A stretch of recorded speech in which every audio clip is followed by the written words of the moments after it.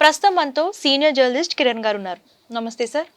నమస్తే మా సార్, రేపే అంటే మే 2వ తారీఖునే అమరావతి పునర్నిర్మాణ కార్యక్రమం ఉంది. సో ఆహ్వాన పత్రికలో మన పిఎం మోడీ గారి ఫోటో వేశారు, అలాగే AP CM Chandrababu Naidu photo కూడా వేశారు. సో ఇందులో డిప్యూటీ సీఎం ఫోటో వేయలేదని చెప్పేసి ఒక వివాదం అనేది జరుగుతుంది. సో నిజంగా ఇది వివాదం జరిగే అంశమేనా సార్? ఇది రెండు రకాలుగా ఉంటుంది. ఇక్కడ వివాదం చేయదగిందేనా అంటే, ఉప ముఖ్యమంత్రి తెలుగుదేశం పార్టీకి సంబంధించిన వ్యక్తి, సొంతంగా గవర్నమెంట్ తెలుగుదేశం పార్టీ గవర్నమెంట్ అయితే ఉప ముఖ్యమంత్రి అనేది ఒక 6వ వేలు లాంటిది. డెఫినెట్గా ఉప ముఖ్యమంత్రి అనేది రాజ్యాంగబద్ధ పదవి కాదు కాబట్టి ఆయన పేరు కానీ ఫోటో కానీ అవసరం లేదు. ఇప్పుడు ఏం చేశారంటే, వీళ్ళు అమరావతి పునర్నిర్మాణ కార్యక్రమం పెట్టారు. నరేంద్ర మోదీ గారు వస్తున్నారు. అయితే నరేంద్ర మోదీ గారి పేరు, చంద్రబాబు గారి పేరు మాత్రమే అందులో ఆహ్వాన పత్రికలు ముద్రించారు. ఇది వివాదం. సో దీంట్లో జన సైనికులు చాలా పెద్ద ఎత్తున నిరసన వ్యక్తం చేశారు. ఎందుకంటే ఇక్కడ కూటమి అంటే ఎన్డీఏలో భాగస్వామ్య పక్షాలు ఎన్ని? 3. బీజేపీ తరపున నరేంద్ర మోదీ గారు ఎలాగో ఉన్నారు. తెలుగుదేశం తరపున ముఖ్యమంత్రి చంద్రబాబు గారు ఉన్నారు. జనసేనకు ప్రాతినిధ్యం ఏది? అంతేనా? జనసేనకు ప్రాతినిధ్యం అనేది కొరవడింది, పవన్ కళ్యాణ్ గారికి అవమానం జరిగింది అనేది జన సైనికుల ఆవేదన. ఎందుకు అంటే, రాజధాని 2014లో రాజధానికి భూములు తీసుకున్న తర్వాత కూడా రాజధానిని అవుట్ రైట్గా సపోర్ట్ చేసిన వ్యక్తి పవన్ కళ్యాణ్ గారు. అలాగే ఉండవల్లి, పెనుమాక ప్రాంతాల్లో రైతుల నిరసన జరుగుతుంటే రైతుల నిరసనని అడ్రస్ చేసిన వ్యక్తి పవన్ కళ్యాణ్ గారే. వీళ్ళకి ఏదో ఒక రకంగా న్యాయం చేయాల్సిన అవసరం ఉందని ప్రతి సందర్భంలో రాజధాని గురించి పవన్ కళ్యాణ్ గారు తెలుగుదేశం పార్టీతో శైలి అయితేనే ఉన్నారు. అంతెందుకు, చంద్రబాబు నాయుడు గారు ఉత్తరాంధ్ర వెళ్ళినప్పుడు, రాయలసీమ వెళ్ళినప్పుడు రాజధాని అమరావతి అని చెప్పడానికి భయపడిన సందర్భాల్లో కూడా పవన్ కళ్యాణ్ గారు ఎస్ రాజధాని ఒకటే, అది అమరావతి అని ఢంకా బజాయించి చెప్పారు. ఇంత అవుట్ రైట్గా పవన్ కళ్యాణ్ గారు రాజధానికి సపోర్ట్ చేసిన తర్వాత ఇవాళ ఒకటి రాజధానికి సపోర్ట్ చేశాడు, సో మద్దతుగా ఉన్నాడు. చంద్రబాబు నాయుడు గారికి అలాగే బీజేపీకి అడుగడుగున ఆయన మద్దతుగా ఉన్నారు. ఎటు చూసినా కానీ ఆయనకి ఆ గౌరవం అయితే దక్కాల. అయితే ప్రోటోకాల్లో లేకపోయినంత మాత్రాన అది ప్రోటోకాల్ అండి, సో టెక్నికల్గా ఆయన రాజ్యాంగబద్ధ పదవి కాదండి అది, కాబట్టి ఆయన పేరు వేయలేదు అని కొంతమంది సన్నాయి నొక్కులు నొక్కుతున్నారు. రాజ్యాంగబద్ధ పదవి కాకపోతే అసలు పవన్ కళ్యాణ్ గారికి ఆ పదవి ఎక్కర్లేదు. టెక్నికల్గా కాకపోయినా మోరల్ వాల్యూస్ కట్టుబడాలిగా. ఎందుకు పవన్ కళ్యాణ్ గారికి ఇంతకుముందు జగన్మోహన్ రెడ్డి గారి హయాంలో 5గురు ఉప ముఖ్యమంత్రులు ఉన్నారు. ఎవరి పేరైనా మనం చెప్పగలమా? ఎందుకంటే అది కంటి తుడుపు చర్యగా ఏదో చేసామంటే చేసాం. కానీ పవన్ కళ్యాణ్ గారు ఉప ముఖ్యమంత్రి అంటే, ఈ ఉప ముఖ్యమంత్రి ఎంత పవర్ఫుల్లో ఇవాళ పవన్ కళ్యాణ్ గారు చేసి చూపిస్తున్నారుగా. మరి అంత పవర్ఫుల్ ఉప ముఖ్యమంత్రిని మీరు టెక్నికల్ రీజన్స్ అడ్డుపెట్టి మీరు అందులో ప్రస్తావించకపోవటం అవమానించడమే కదా. బహుశా ఇది పవన్ కళ్యాణ్ గారు అడగలేకపోవచ్చు. జన సైనికులు పూర్తి స్థాయిలో దీని మీద రచ్చ చేశారు సోషల్ మీడియాలో. చివరికి ప్రభుత్వం దిగొచ్చి దాంట్లో ఓన్లీ సాఫ్ట్ కాపీలో మార్పు చేసింది తప్ప ఆహ్వాన పత్రికలు ప్రింట్ అయిపోయినాయి. ఇప్పటికే ఈ పాటికే ఆహ్వాన పత్రికలు ప్రింట్ అయిపోయినాయి. కానీ కేవలం వీళ్ళ కంటి తుడుపు చర్యగా ఈ నిరసనకు దీన్ని అడ్రస్ చేయడం కోసంగా కేవలం ఆయన పేరు పెట్టి ఒక సాఫ్ట్ కాపీ మళ్ళీ రిలీజ్ చేశారు.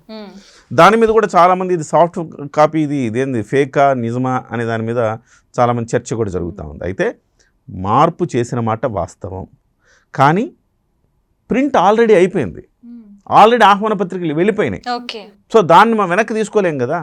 సో ఆహ్వాన పత్రికలు ఇదిగోండి, ఈరోజు కూడా ఆహ్వాన పత్రిక ఇలాంటిదే వచ్చింది అని చెప్తున్నా. ప్రింట్ ఆల్రెడీ అయిపోయింది, కాకపోతే ఈ నిరసన వ్యక్తం చేయడం ద్వారా ఈ సాఫ్ట్ కాపీలో మార్పు చేశారు. ఒక విషయం ఇక్కడ గుర్తుపెట్టుకోవాల్సిన అంశం ఏంటంటే, పవన్ కళ్యాణ్ గారు ప్రతి సందర్భంలో 15 సంవత్సరాల పాటు ముఖ్యమంత్రి చంద్రబాబు నాయుడు గారు అని చెప్తున్నారు. అంటే ఏదైనా గివ్ అండ్ టేకే కదమ్మా. ఒక అంశం, మీరు నాతో ఎలా ఉంటారో నేను మీతో అలానే ఉంటా. మీరు నన్ను ద్వేషంగా శత్రువులా చూస్తే నేను శత్రువులా చూడాల్సి వస్తుంది. లేదు, మీరు నన్ను గౌరవంగా చూస్తే నేను గౌరవంగా చూస్తాను. అలాగే పవన్ కళ్యాణ్ గారు చంద్రబాబు గారు 15 ఏళ్ల పాటు ముఖ్యమంత్రి అన్నప్పుడు ఆ రకమైన ఆ ప్రేమ, అభిమానం, వాత్సల్యం, గౌరవం నిలబెట్టాల్సిన బాధ్యత తెలుగుదేశం పార్టీదే కదా. సో ప్రభుత్వంలో ఉండే అధికారులకు యాజ్ పర్ ప్రోటోకాలే వెళ్తారు వాళ్ళు, సహజం అది. ఎందుకంటే ప్రోటోకాల్ ఇలానే ఉంటుంది, బుక్లో ఇలా రాశారు కాబట్టి ఇలానే ఉండాలి మనం అని అనుకుంటారు. కాదు బాబు, పవన్ కళ్యాణ్ గారికి ఆ గౌరవం ఇవ్వాలి మీరు. పవన్ కళ్యాణ్ గారి కార్యాలయాల్లో కూడా పవన్ కళ్యాణ్ గారి ఫోటో, చంద్రబాబు గారి ఫోటో, పవన్ కళ్యాణ్ గారి ఫోటో పెట్టారు. అంటే అర్థం ఏంటి? మీరు ఇలాంటి వాటిల్లో కూడా గౌరవం ఇవ్వాలి కదా. అధికారులు చాలా చోట్ల ఇలాంటి తప్పులు చేస్తున్నారు.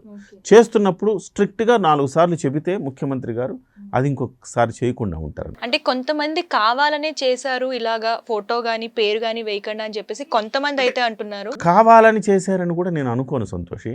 ఎందుకంటే అది కుట్రపూరితంగా పవన్ కళ్యాణ్ గారు తగ్గించేసేయాలి, ఆయన పేరు వద్దు, ఇట్లా అనుకోరు అట్లా. కాకపోతే యాజ్ పర్ బుక్లో ఉండే రూల్స్ అండ్ రెగ్యులేషన్స్ ప్రకారం, ఆ ప్రోటోకాల్ అంశం ప్రకారం వీళ్ళు అధికారులు వెళ్ళిపోతారు, ఆయన చెప్పడం వీళ్ళు వెళ్ళిపోతారు. అది ఇలాగా ఎవరో ఆయన అభిమానించేవాళ్ళు చూసి ఇదేంటంటే ఆహ్వాన పత్రికలో పవన్ కళ్యాణ్ గారి పేరు లేదు అంటే, తెలుసుకోవడం, సరి చేసుకోవడం. ఇప్పుడు ఎంత సరి చేసుకోవాలనుకున్నా ఆల్రెడీ ముద్రించేశారు కదా ఆహ్వాన పత్రికలు, మరి ఎట్లా సరి చేసుకోగలరు? హుటాహుటిని చాలామందికి వెళ్ళిపోయినాయి కదా, వెళ్ళిపోయిన తర్వాత ఎంత హుటాహుటిన మార్పులు చేసుకోవాలనుకున్నా కానీ చేసుకోలేరు కదా. అంటే ఈ తప్పులు మళ్ళీ ఇంకొకసారి రిపీట్ చేయకుండా చూడాల్సిన బాధ్యత ఎవరిది? ముఖ్యమంత్రి చంద్రబాబు నాయుడు గారు. పెద్దన్న పాత్ర ఎవరు? ఆయనే పోషించాలి.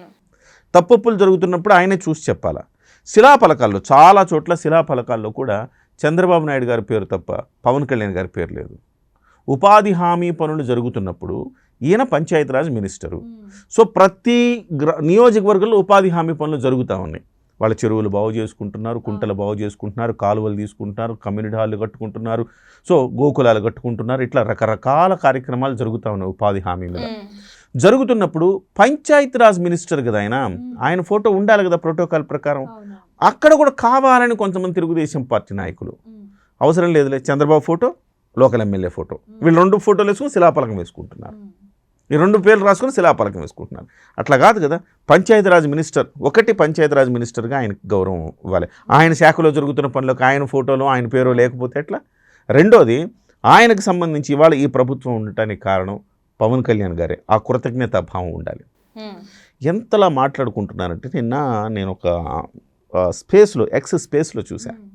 అంటే తెలుగుదేశం పార్టీ వాళ్ళు ఇందులో అతిగా మనమే అధికారంలోకి వచ్చామన్న ఆ ఓవర్ కాన్ఫిడెన్స్ ఎప్పుడైతే చూపిస్తారో అది కూటమికి నష్టం చేస్తుంది, బీటలు వారేలా చేస్తుంది. ఇది జాగ్రత్తగా గమనించాలా. ఒకవేళ 2029 మళ్ళీ జగన్మోహన్ రెడ్డి వస్తే పరిస్థితులు ఎట్లా ఉంటాయో ఒకసారి అర్థం చేసుకోవాలి. సో 2014 నుంచి 19 వరకే, అంటే వైసీపీ వాళ్ళని ఎటువంటి కక్షపూరిత విధానాలకు పాల్పడకపోతేనే 2014 నుంచి 19 మధ్యకాలంలో చుక్కలు చూపించాడు జగను. 24 నుంచి 29 మధ్యకాలంలో ఇవాళ అనేక మందిని అరెస్ట్ చేస్తున్నారు. జగన్మోహన్ రెడ్డి గారిని కూడా రేపు అరెస్ట్ చేస్తారని వార్తలు వస్తున్నాయి. డెఫినెట్గా వాళ్ళ కక్షపూరిత విధానాలే అనుకుంటారు. మేము వస్తాము, మీ సంగతి చూస్తామంటున్నారు. అటువంటిప్పుడు 2029లో పొరపాటున వీళ్ళ కూటమిగా గట్టిగా లేకపోతే మళ్ళీ ఆయన వచ్చే ప్రమాదం ఉంది. ఒకవేళ వస్తే డ్యామేజ్ తెలుగుదేశం పార్టీకి 90% డ్యామేజ్ ఉంటే 10% జనసేనకు ఉంటుంది. ఆ విషయం కూడా తెలుగుదేశం వాళ్ళు గుర్తుపెట్టుకోవాలి. సో ఈ ట్విట్టర్ ఎక్స్పేస్లో మొన్న గాయత్రి అనే అమ్మాయి తెలుగుదేశం పార్టీ సోషల్ మీడియా మహిళా కార్యదర్శి సంథింగ్, ఆ అమ్మాయి పురాణాలకు సంబంధించి భారత ఇతిహాసాలైన రామాయణ మహాభారతాలకు సంబంధించి తప్పుగా మాట్లాడింది. ఇది భారతదేశంలో రామాయణ మహాభారతాలకు అనుగుణంగా మనం నడవట్లేదు, మేము రాజ్యాంగబద్ధంగా నడుస్తున్నాము. సో అందులో చెప్పినట్టుగా రేపులు మర్డర్లు లేవని. అంటే ఆ ఇతిహాసాల్లో రేపులు మర్డర్లు చెప్పారా? అంత దుర్మార్గంగా మాట్లాడేందుకు ఆ అమ్మాయిని సస్పెండ్ చేశారు. సో ఆ బుద్ధి కూడా లేకుండా మళ్ళీ ట్విట్టర్ స్పేస్లో నిన్న పవన్ కళ్యాణ్ గారి గురించి తప్పుగా మాట్లాడుతున్నారు. అక్కడ సింహాచలం దేవాలయంలో జరిగిన ప్రమాదంలో మళ్ళీ ఈయన పవన్ కళ్యాణ్ గారు వస్తారు, మళ్ళీ దీక్షలు అంటారు, మెట్లు గడుగుతానంటారు, అట్లా చేస్తారు. నవ్వుకుంటూ వెకిలిగా నవ్వుకుంటున్నారు. 7 మంది చనిపోయి ఒక రకమైన బాధలో ఉండి ప్రధానమంత్రి నరేంద్ర మోదీ గారు కూడా దిగ్భ్రాంతిని వ్యక్తం చేస్తే ఆ స్థాయిలో ఈ ఇష్యూ వెళ్ళిపోతే వీళ్ళకింత అట్లా వెకిలిగా నవ్వుకోవడం ఇట్లా చేస్తున్నారు. అంటే తెలుగుదేశం పార్టీ నుంచి ఈ కింది స్థాయి కార్యకర్తల నుంచి నాయకుల వరకు కూడా కొంత జనసేన పార్టీ పట్ల చులకన భావం, ఏదో మనం అధికారంలోకి రావటం కోసం వాడేసుకున్నాము, తర్వాత తీసి పక్కన పడేస్తాము అన్న రీతిలో వ్యవహార చేయండి. ఇది మంచిది కాదు. ఇది ఖచ్చితంగా కూటమికి మంచిది కాదు, రాష్ట్ర భవిష్యత్తు కూడా మంచిది కాదు. సో మొత్తం మీద ఎంతో కొంత సరి చేసుకున్నారు. అది కొంతమేరకు మనము ఆహ్వానించదగ్గ పరిణామమే. మరొక్కసారి ఇలాంటివన్నీ జరగకుండా చూడాల్సిన బాధ్యత కూడా ప్రభుత్వానిది, ఎస్పెషల్లీ ప్రభుత్వానిది అంటే ముఖ్యమంత్రి చంద్రబాబు నాయుడు గారిదే. Thank you sir. నమస్తే.